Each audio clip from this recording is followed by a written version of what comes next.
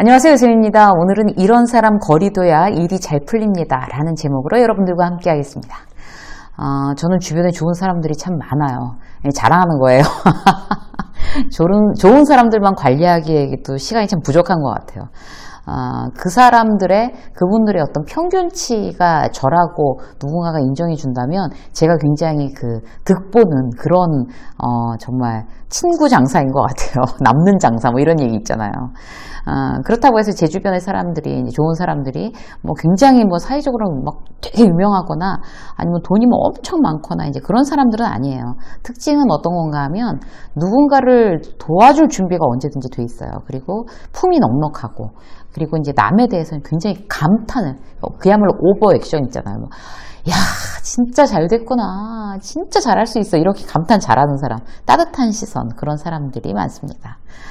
여러분들이 맺는 인간관계가 이제 여러분들이 어떤 사람인지를 정의하게 된다고 해요. 그렇게 된다고 할 때 여러분들은 지금 좋은 인간관계를 맺고 계십니까? 왜냐하면 내가 이제 내 주변에 있는 사람들, 그 사람들을 계속 따라서 그 사람들이 가는 방향으로 가게 돼 있거든요. 여러분들은 이제 여러분들이 주변에 있는 사람들, 이제 지금 바로 옆에 있는 사람들, 내가 저 사람들과 같은 방향으로 가야 되는데 그게 맞나? 라고 생각을 해봤을 때, 득보는 장사인데? 라고 생각이 되세요? 특히 이제 사회생활 하면서 수많은 사람들과 우리가 엮이잖아요. 그럴 때 나는 어떤 사람과 일하느냐에 따라서 내 일의 성과가 대단히 달라질 수 있어요.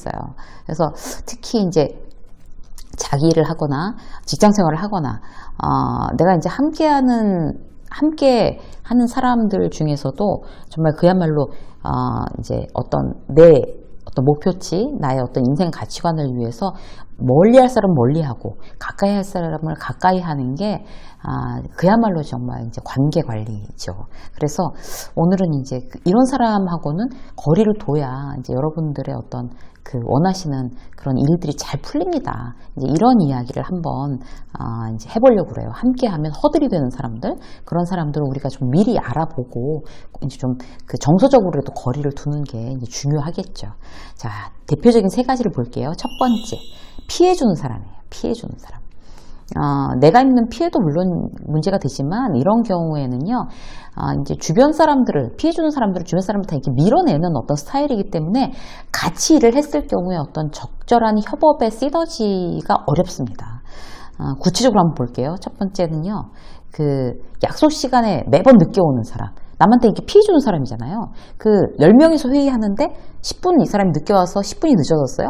그러면 100분, 10분씩 다 손해보게 했으니까 100분을 손해보게 하는 거잖아요. 근데 미안한 줄 몰라. 막 핑계를 매번 대.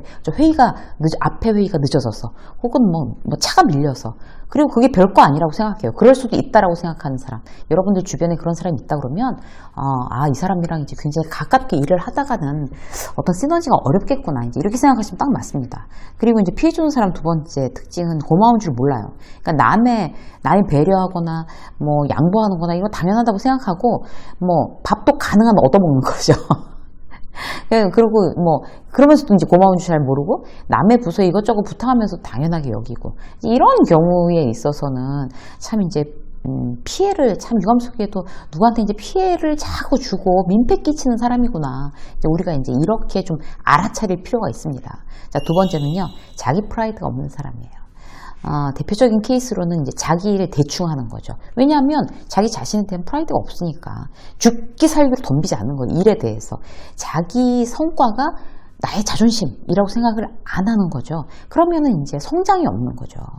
자, 자기 프라이드가 없는 사람 두 번째 특징은요, 남의 꿈을 비웃어요. 그러니까 어떤 건가 하면, 이제 누가, 나는 2023년에 책을 100권을 읽을 거야 라고 이제 다 결심해서 나의 목표입니다. 이렇게 얘기하면, 너무너무 잘 생각했다. 책 100권 읽으면 정말 인생이 달라진다고 하던데 꼭 성공하기를 내가 정말 기원해요.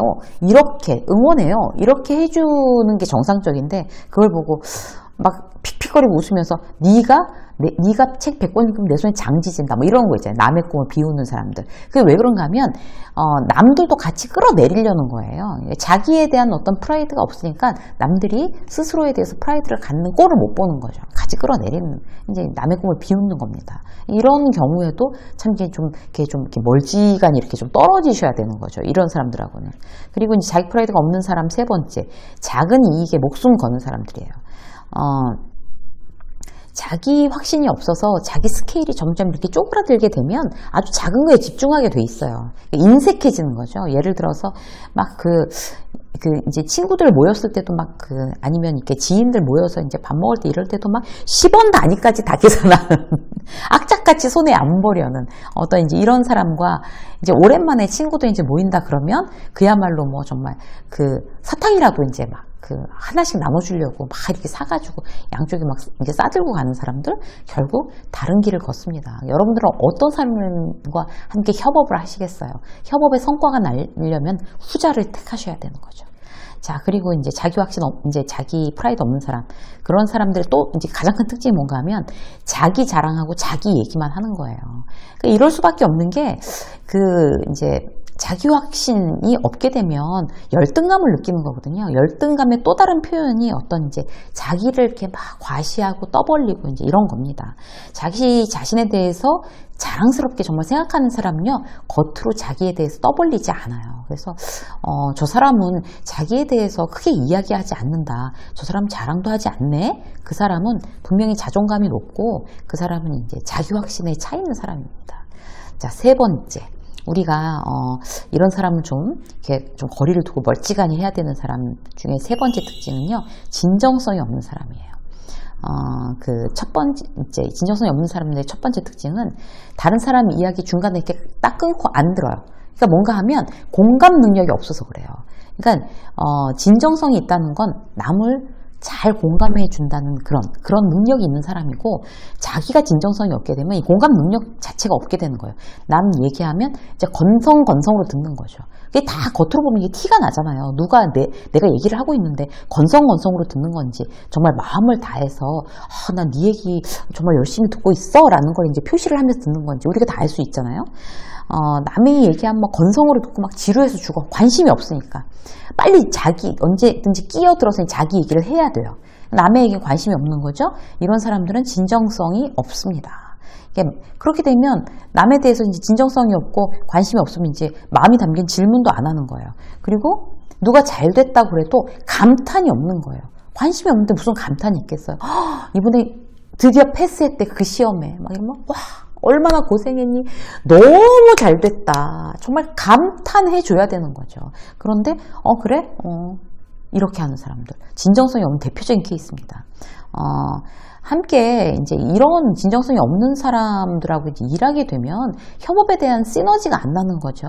그래서 진정성이 없는 사람하고는 가능한 정말 뭔가 투자해서 같이 일하고 같이 팀을 꾸리고 이러는 건 다시 한번 고려해 보셔야 되는 거죠. 자, 진정성이 없는 사람들 두 번째 특징은 뭔가 하면요, 말하고 행동이 다른 거예요. 제가 이제 가까운 지인이 이렇게 얘기하는 거예요. 같이 동업하는 사람이 있어요. 근데 그 동업하는 분이 나이가 훨씬 더 많아요. 근데 말로는 내가 뭐 큰형 같은데 내가 다 밀어주고 내가 다 양보하고 그냥 너만 잘 되면 돼. 이렇게 얘기를 한다는 거예요. 그래서 맨 처음에 이제 굉장히 기대한 거죠. 큰형 같아서 막 든든하게 의지도 하고, 그리고 막 그냥 아니야, 내가 다 밀어줄 거야. 나는 별거 필요 없어. 난 뭐 지금 뭐 필요한 것도 없고, 너 다 해. 막 이렇게, 너만 잘 되면 돼. 막 이렇게 얘기를 해서 정말 믿거라 했는데, 결국에 실제 사업을 이제 같이 시작을 해서 같이 이제 일을 진행을 하는데, 정말 10원 한 장 손해를 안 본다는 거예요. 절대 양보 안 하고. 그럼 처음부터 그렇게 말이나 하지 말지. 더욱 실망이 큰 거예요. 근데 이제 실망만 하고 말 게 아니라 이제 그런 사람들은 굉장히 경계해야 되는 거죠. 그 사람 유형이 대표적으로 말이랑 행동이 이제 다른 사람들, 진정성이 없는 그런 케이스예요. 그런 사람하고는 이제 거리를 두는 게 장기적으로 볼 때 유리합니다. 당장은 함께 일하더라도 시너지를 내기는 대단히 어려운 케이스. 자, 진정성이 없는 사람 세 번째 특징은요, 주로 이제 잘못된 원인을 남한테서 계속 찾아내는 거예요. 그러니까 내가 정말 내가 잘못했구나. 이거는 정말 방법을 내가 찾아냈어야 되는데 이렇게 인정하지 않는 거죠. 자기한테 진정성이 없으니까. 일단 문제 터지면 누가 그랬어. 이제 원인을 남한테서 찾고 탓하기에 바쁜 거죠. 이제 부정적인 성향의 어떤 대표적인 케이스인데요. 이제 그런 사람과 이제 함께 일하다가 별로 이제 좋은 결과를 얻지 못하는 거죠. 원망하고 탓하고 후회하고 비난하고 이런 부정적인 감정들이 늘 습관처럼 그 사람을 휩싸고 있다. 그러면 이제 그 사람은요, 다른 사람을 저절로 밀어내고 에너지를 뺏고 의욕을 떨어뜨리고 신뢰감이나 우정을 형성하지 못하게 됩니다. 그래서 이제 그 사람이 가지고 있는 어떤 전문성, 그 사람이 가지고 있는 정보, 이런 게 필요해서 함께 일을 한다고 해도 대단히 진도 나가는데 어려움을 겪을 수 있어요. 그래서 이제 이런 사람의 경우, 근데 그렇다고 해서 꼭 우리가 헤어질 수 있는 게 아니잖아요. 같이 일을 이제 회사 같은 데서는 해야만 하는 상황인데, 그럴 경우에 어떻게 해야 될까요? 일단 마음으로 일단 알고 있어야 되는 거죠. 이 사람은 협업이 굉장히 어려운 사람이고 같이 시너지 내기가 어려운 사람이다 라는 걸 내가 깨닫는 게 중요해요. 그래야지 경계 상황을 만들 수 있어요. 그리고 정서적으로 좀 거리를 두는 거죠. 함께 일하더라도 이제 그 사람한테 부정적인 영향을 받지 않겠다고 내가 결심하는 거, 이게 알고 그 마음을 이제 피하는 거하고 모르는 사이에 그 영향을 이렇게 막 받는 거하고 대단히 결과가 달라집니다. 그래서 내가 이제 미리 알고 경계하고 어떤 협업에 적당한 사람, 어려운 사람, 믿어도 되는 사람, 아니면 믿으면 안 되는 사람을 잘 구별해서 거기에 이제 우리가 스스로 이제 그 딱 깨어 있어서 지혜롭게 일 처리를 하는 거 대단히 중요하다고 할 수 있습니다. 유쌤의 직장 수업 여기까지 하겠습니다. 고맙습니다.